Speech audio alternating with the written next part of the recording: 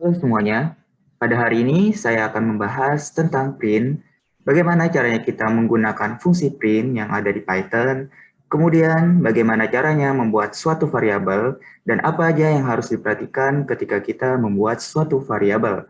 Oke, langsung saja di sini itu saya membuka suatu folder ya, dengan Visual Studio Code. Nah, di sini misalkan saya ingin membuat file baru, ya, misalkan namanya part1.ipynb. Ya. Oke. Nah, di sini ya, misalkan saya pengen bikin dulu, ya, pengen bikin markdown-nya istilahnya. Ya.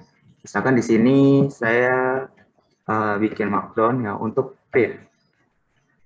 Oke. Nah, untuk di print ini ya, itu sintaksnya seperti ini ya. Jadi ada yang namanya objek, ya. Kemudian juga ada yang namanya separator. Ini defaultnya ya. Terus ada juga sebenarnya and. Nah, seperti inilah ya. Nah, di sini keterangannya ya. Yang pertama ya berkaitan dengan si objek tadi ya. Objek ini itu berupa pernyataan ya. Pernyataan yang akan kita cetak ya. Jadi bisa macam-macam lah, misalkan ada entah itu mungkin dalam bentuk string ya atau integer ya. Intinya ini suatu pernyataan ya yang akan kita cetak ya. Gitu. Dan selanjutnya lagi selain objek kan di sini juga ada yang namanya sep. Sep ini sebenarnya singkatan separator. Nah, separator ini ya digunakan sebagai pemisah ya atau untuk memisahkan ya objek yang akan dicetak. Jadi defaultnya ini ya di sini itu ada spasi. Ya, itu default yang ada di Python. Oke, lanjut lagi di sini lagi kan ada n juga ya. Nah, n ini berkaitan dengan bagian akhir ya atau akhiran ya dari objek yang kan kita cetak ya. Gitu. Jadi akhirannya itu dari pernyataan yang kan kita cetak itu apa? Ya, misalkan di sini defaultnya kan ada new line ya. Ini tuh new line ya. Jadi dia kalau misalkan waktu kita cetak ya, dia akan pindah ya ke baris baru atau new line baru ya. Ke baris baru.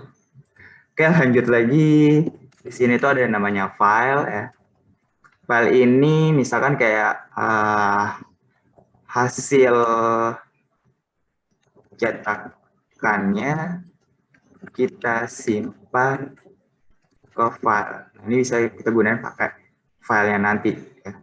Ntar ada contohnya juga. Terus ada juga flush. Ya. Nah, flush ini ya defaultnya false. Ya. Nah, apa nih kegunaan dari flush ini?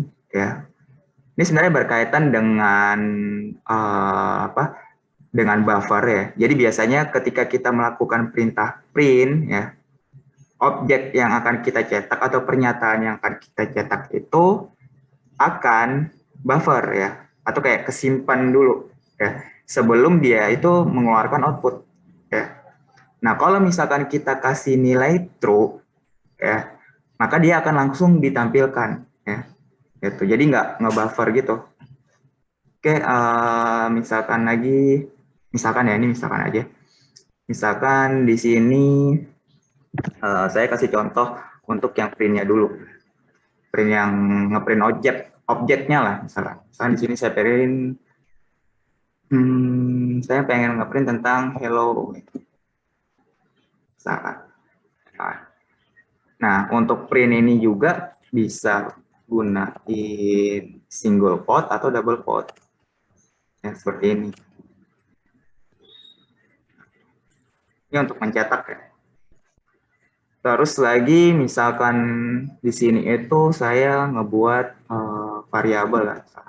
Ada variabel, misalkan variabel name. Name-nya misalkan Irfan. Nah, terus di sini saya pengen ngeprint ya, misalkan hello ya, name. Nah, baru nih misalkan saya ada kasih separatornya. Ya. Separatornya misalkan saya pengen ngasih tanda strip ya, buat misahin. Nah, terus misalkan lagi n-nya. Nah, n-nya misalkan di sini saya kasih new line-nya 2 ya. Misalkan. Oke. Terus di sini lagi misalkan saya ada print lagi. Print misalkan lah my name ya, is, terus di sini lagi ada name lagi, terus separatornya misalkan di sini saya kasihnya pengen kasih angka 0 misalkan. Terus n-nya n yang default ya. Atau di sini saya hapus saja karena default ya. Ini saya hapus kayak gini aja. Nah, biar kelihatan efeknya itu apa. Terus di sini lagi misalkan lagi saya kasih hello ini. Nah, oke. Terus di sini lagi print hello. Jangan hello lah. Misalkan name plus. Oke. Nah ini ya saya coba running. Nah maka hasilnya seperti ini outputnya. Nah di sini ada variabel Irfan, terus ada print hello name, terus separatornya ya yang defaultnya spasi. Nah tapi di sini saya kasih misalkan tanda strip ya gitu. Dan n-nya kan defaultnya new line-nya cuma 1 ya. Nah di sini kalau misalkan saya kasih 2 gini, dia akan ada jeda gini 2 ke bawahnya gini, new line-nya 2 gitu. Nah jadi gitu ya berkaitan dengan print tadi ya. Kalau misalkan kita atur nilai separatornya dan juga nilai dari n-nya. Nah di sini juga misalkan saya kasih separatornya 0, maka di sini akan muncul 0 juga. Ya. Gitu. Jadi term my name is ya ada 0 dulu, baru Irfan. Nah yang di sini kan kalau yang di sini kan berarti defaultnya ya, default separatornya itu kan ada spasi. Jadi waktu saya tulis hello di sini ada spasi. Hello spasi Irfan. Gitu. Nah itu berkaitan dengan print. Ya. Terus kemudian lagi, misalkan di sini ini saya pengen coba yang menggunakan file, misalkan. Kan tadi kan ada file ya. Misalkan untuk yang berkaitan sama filenya itu contohnya ya. Misalkan saya bikin quit open ya sar.txt ya. Nah di sini misalkan pakai write ya as app misalkan. Nah di sini ya kan sebenarnya kita bisa kayak gini. Kalau misalkan saya pengen masukin suatu suatu teks lah misalkan. Nah tadi kan tapi di sini kita pengen coba pakai yang print. Ya. Nah kalau pakai print kita bisa cobanya seperti ini misalkan hello Irfan. Ya.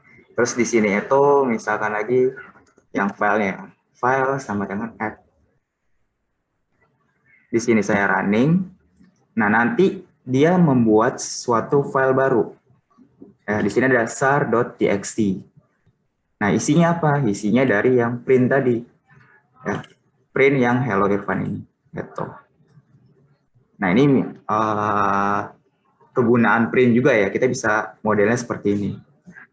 Selanjutnya lagi, misalkan saya pengen bikin ya part 1.py misalkan.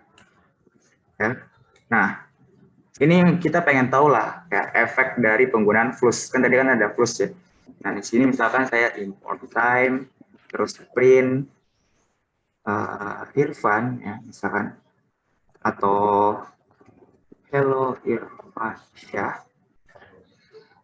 Terus kemudian di sini tuh ada N-nya.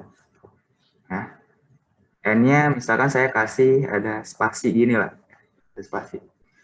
Oke, terus di sini ada time slip. Ya. Misalkan saya kasih 3 lah. Terus di sini lagi ada print ya John misalkan. Nah, berarti kan seharusnya ya waktu saya running ya dia muncul hello Irfansyah ya kan. Terus jedah dulu ya kan. Kayak ada 3 detik dulu baru keluar John ya kan. Nah, kalau misalkan yang model seperti ini kita running, misalnya saya buka terminal dulu ya. Saya buka terminal, terus di terminalnya ini ya saya running Python part 1.py. Saya running. Ups, ada yang salah. Oke, di sini saya masukin ke dalam direktori yang di sini ya. Jadi seharusnya ya di sini itu Python. Maka di sini saya klik kanan ya, copy ya, copy relative path-nya seperti ini. Oke. Nah di sini kan tadi kan dia ini coba kita running lagi.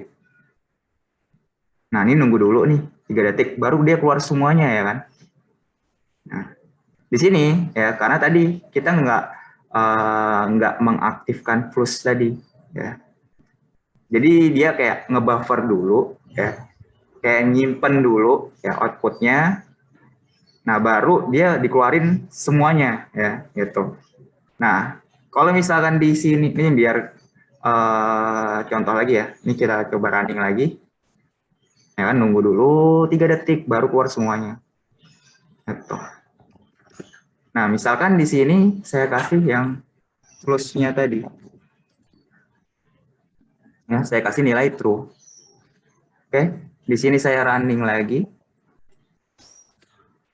Nah, di sini hello Irfansyah, nunggu dulu baru keluar John. Ya, jadi strip dulu selama 3 detik baru keluar John-nya. Ya. Ini saya coba lagi, nunggu dulu ya kan. Nah, baru dia keluar John. Gitu. Nah, itulah berkaitan dengan flush tadi ya. Oke. Selanjutnya lagi, ya misalkan di sini itu untuk yang variabel ya. Variabel. Nah, pembuatan variabel ya di Python itu ada beberapa ketentuan ya. Atau ada beberapa hal yang mesti diperhatikan ya kan. Nah, yang pertama itu berkaitan dengan nama variabel ya. Dianjurkan, ini rekomendasi aja sih ya, menjelaskan nilai yang akan kita simpan. Oke. Jadi variabel itu sebenarnya kan menyimpan suatu nilai ya ke dalam variabel tadi ya kan yang akan kita gunain. Nah, yang bagusnya ya dia mesti menjelaskan nilai yang akan kita simpan tadi. Ya misalnya saya pengen nyimpen nama, ya berarti ntar nama variabelnya name gitu. Nah, terus di variabel ya variabel tidak boleh diawali dengan angka. Nah, ini nggak boleh juga. Ya. Terus juga variabel tidak boleh mengandung spasi. Terus juga variabel, nah ini tidak boleh juga ya menggunakan atau mengandung ya karakter khusus. Ya. Contohnya misalkan kalau karakter khusus itu seperti ini ya kan, terus juga ya atau kita kasih tanda dolar ya persen ya, dan lain sebagainya ya itu nggak boleh ya di dalam variabel. Oke. Nah, di sini juga ada lagi, ya. Misalkan penulisan variabel. Ini kalau yang misalkan lebih dari satu ya, satu kata, ya. Itu ada yang namanya camel case. Ya, contohnya itu semacam inilah, nama karyawan. Ini ada camel case, ada juga snake case, ada juga ya Pascal case. Nah, di sini mungkin saya kasih contohnya dulu. Ya. Contohnya misalkan ya, ini untuk variabel tadi. Misalnya saya kasih diawalin dari 3 ya. Saya kasih kayak gini. Terus saya print.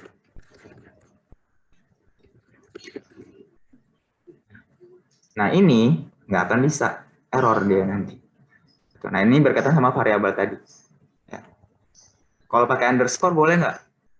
Nah, kalau pakai underscore, ini masih boleh. Ya. Tapi kalau misalkan saya kasih ya, tanda dolar misalkan, seperti ini, dia juga nggak bisa. Nah, itulah berkaitan dengan variabel tadi. Ya. Jadi mesti hati-hati juga ketika kita menulis suatu variabel. Dan variabel pun juga dia case sensitif. Misalnya di sini saya tulis n-nya kecil, tapi pas saya print-nya maunya n-nya besar. Ya. Nah, saya kan nggak pernah nulis yang pakai gunaan n besar ya kan. Nah, berarti ntar dia di sini ada peringatan ya, error.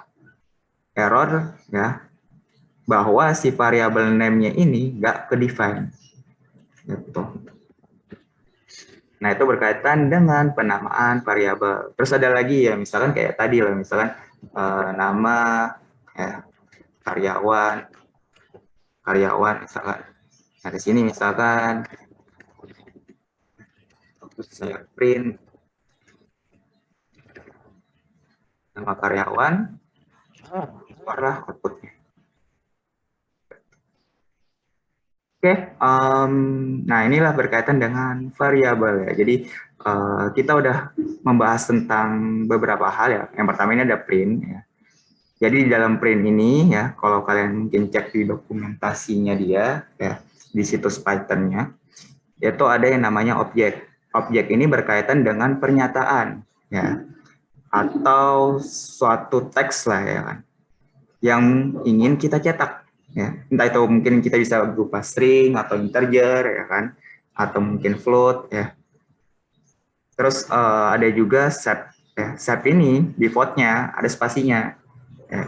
Jadi pas ketika kita print, misalkan saya ada kayak gini lagi, ada variabel lah ya, kayak seperti ini ya, misalkan hello ya, name.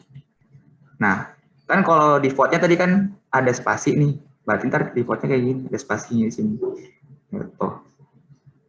Nah, kalau misalkan yang separatornya tadi ya, kalau misalkan kita set pakai tanda strip, dia bakal muncul strip gitu. Terus n-nya gimana? N-nya kan defaultnya cuma new line-nya hanya satu ya kan. Jadi langsung ke bawah sini lah misalkan.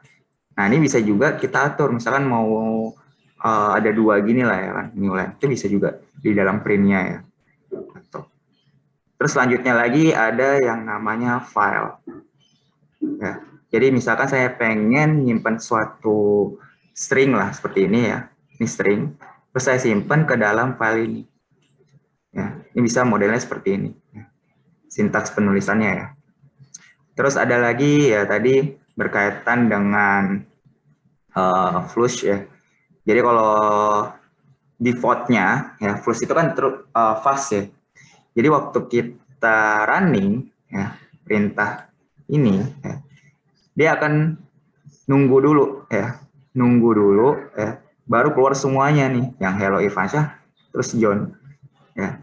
Tapi kalau kita flushnya ini kita jadiin true ya, berarti ntar dia hello Irfansyah, tunggu 3 detik dulu baru John. Oh iya, di sini ya, ini tambahan aja lah ya. Misalkan saya pengen ngeprint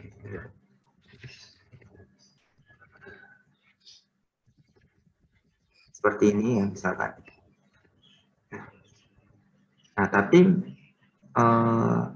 mau jedah ke bawah gini. Ya. Nah, ini dia nggak akan bisa nih, model seperti ini, cara seperti ini. Nah, solusinya di sini biasanya kita kasih yang namanya garis miring atau slash. Ya. Kita running, nah ini baru dia bisa. Ya. Jadi terkadang tuh ada semacam teks yang dia itu panjang, jangan panjang banget, kan nggak bagus ya kan. Kita mungkin bakal ngegeser ke samping ya kan. Nah, biar kita nggak menggeser ke samping, sini kita bisa kasih slash ya. Gitu. Oke, itu aja yang bisa saya sampaikan untuk hari ini. Sampai ketemu lagi di lain waktu.